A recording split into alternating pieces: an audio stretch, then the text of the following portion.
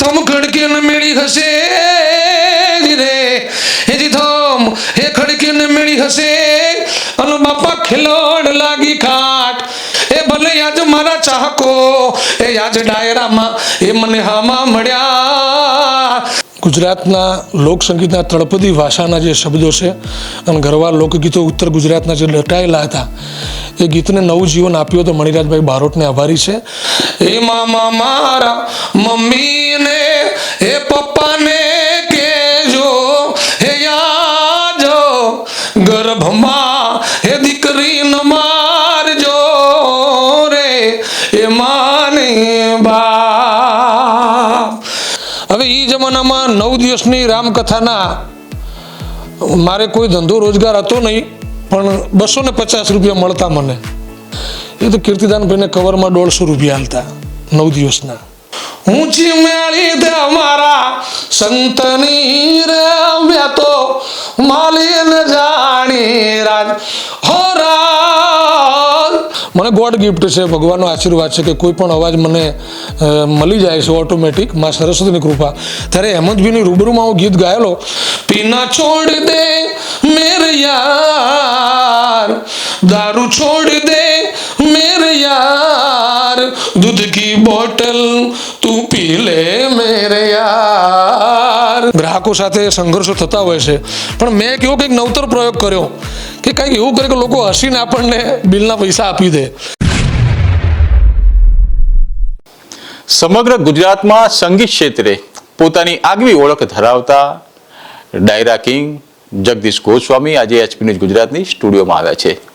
ઘણી એવી વાતો જે છે કે ગુજરાતની જનતા નથી જાણતી, આજે એચપી ન્યૂઝ ગુજરાતના માધ્યમથી એ લોકો સુધી પહોંચાડવી છે.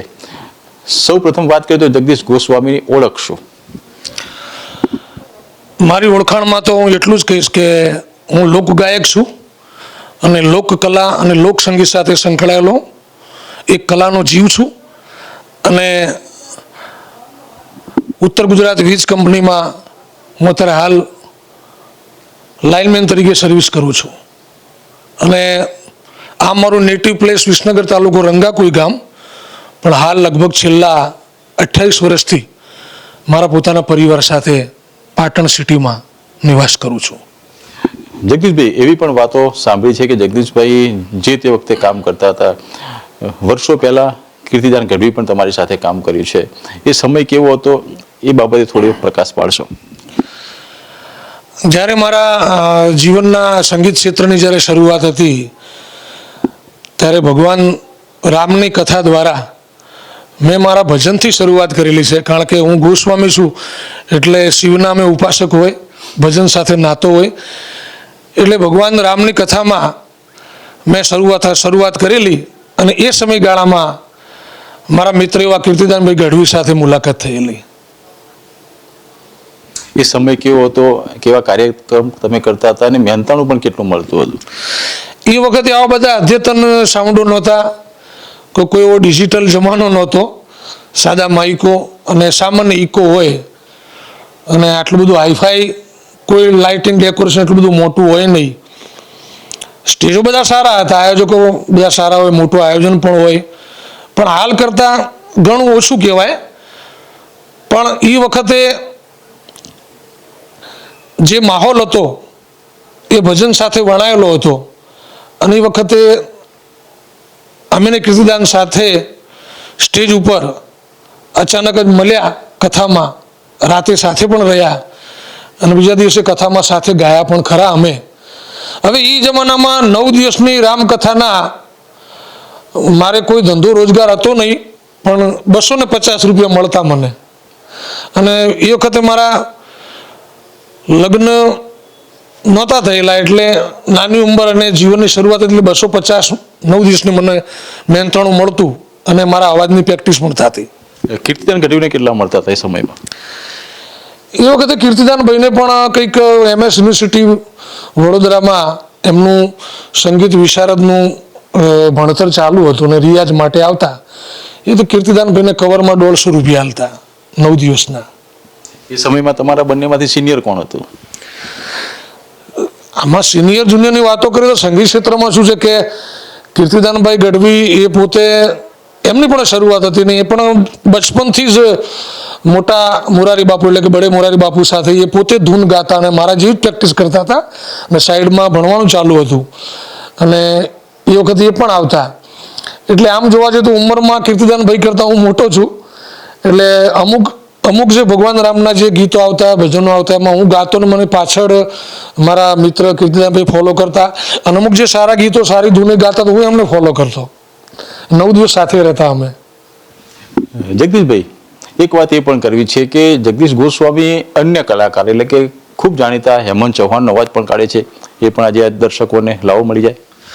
તમે બહુ મને સારી વાત યાદ કરી કે એસપી ન્યૂઝના જે તમામ ચાહકો છે કે આ મારા ઇન્ટરવ્યૂના માધ્યમ દ્વારા તમે બહુ સારું યાદ કરો કે હેમંતભાઈ ચૌહાણ એ ખરેખર મારા વડીલ છે અને એમનો જે અવાજ છે એમની પણ મુલાકાત મને ભગવાન રામની કથામાં જ થયેલી અને ખંભાતમાં સ્ટેજ પ્રોગ્રામ હતો રાત્રે. વક્તા તરીકે નરસિંહદાસજી બાપુ હતા અને એ વખતે એમની રૂબરૂમાં જ આયોજકે કહ્યું કે મને ગોડ ગિફ્ટ છે, ભગવાનનો આશીર્વાદ છે કે કોઈ પણ અવાજ મને મળી જાય છે ઓટોમેટિક, મા સરસ્વતીની કૃપા. ત્યારે હેમંતભાઈની રૂબરૂમાં હું ગીત ગાયેલો અને એ વખતે હેમંતભાઈનું જે ગીત હતું મને બહુ ગમતું અને મેં પોતે સાંભળેલું એમને. એ ગીતની તમને 2 લાઈન આપું, આપણા એચપી ન્યૂઝના જે દર્શકો છે એમને પણ થોડો આપણે આનંદ કરાવીએ. તો 2 લાઈન હેમંતભાઈની.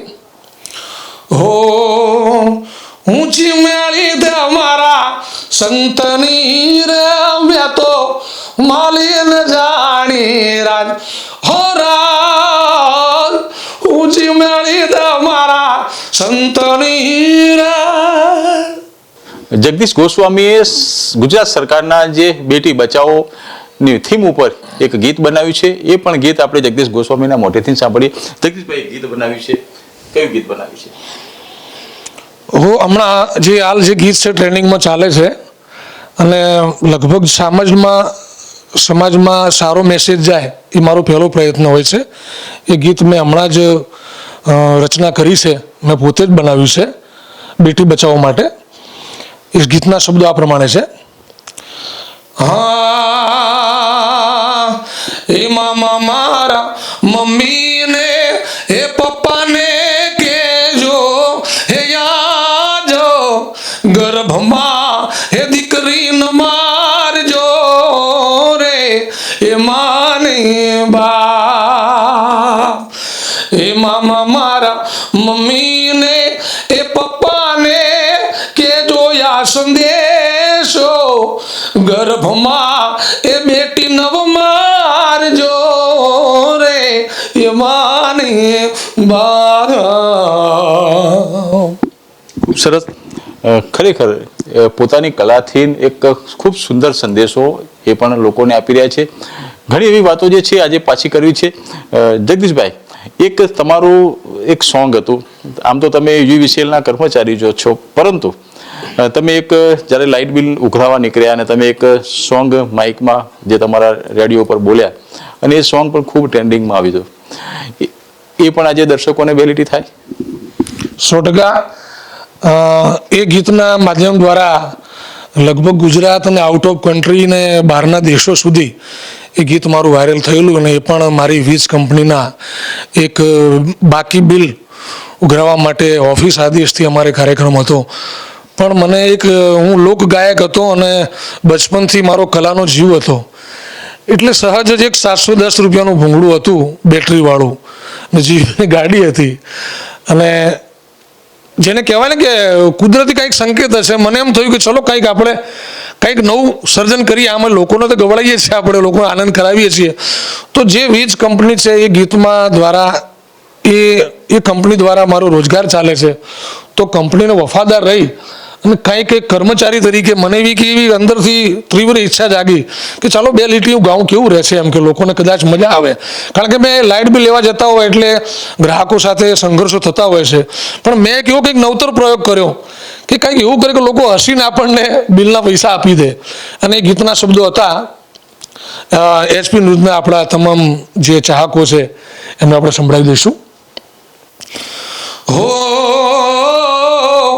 રસિયો રૂપાળો રંગ રેલિયો કેમ લાઈટ બિલ ભરતો નથી હો.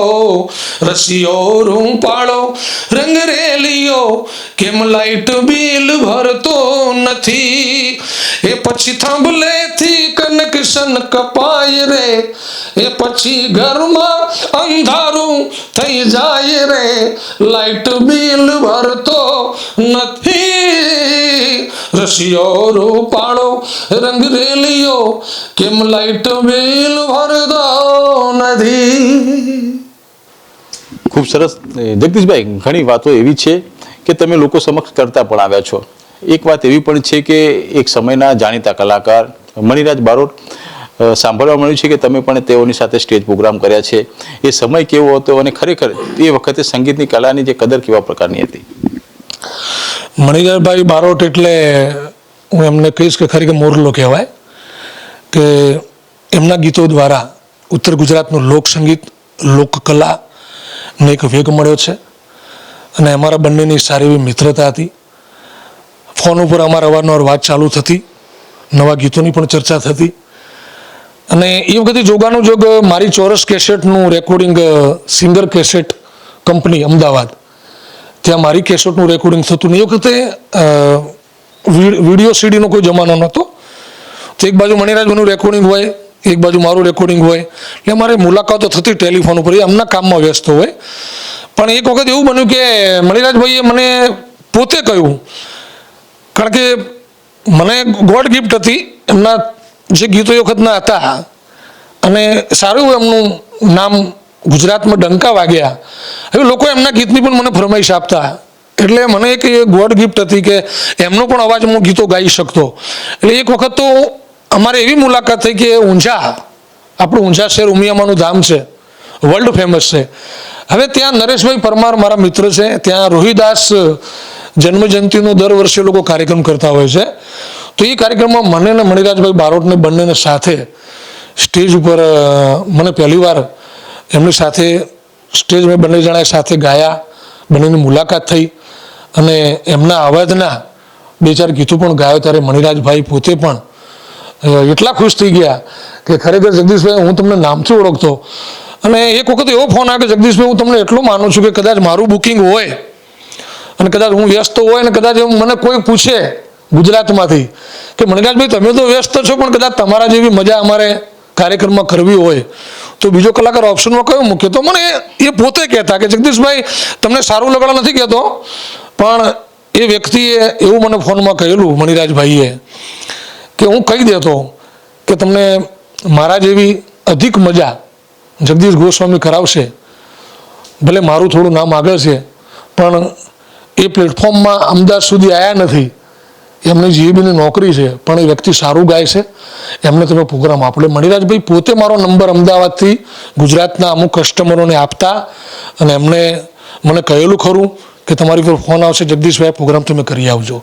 એટલે એમની મિત્રતા અને એવો વ્યક્તિ તો ખરેખર ગુજરાતમાં હું પોતે મણિરાજભાઈ બારોટનો ચાહક છું અને એમનું ખરેખર મિસ કરું છું. મણિરાજ બારોટનું એવું તો કયું ગીત હતું કે તમને ગમતું ને દર્શકોને પણ તમે સંભળાવતા હતા? બેલિટી થઈ છે.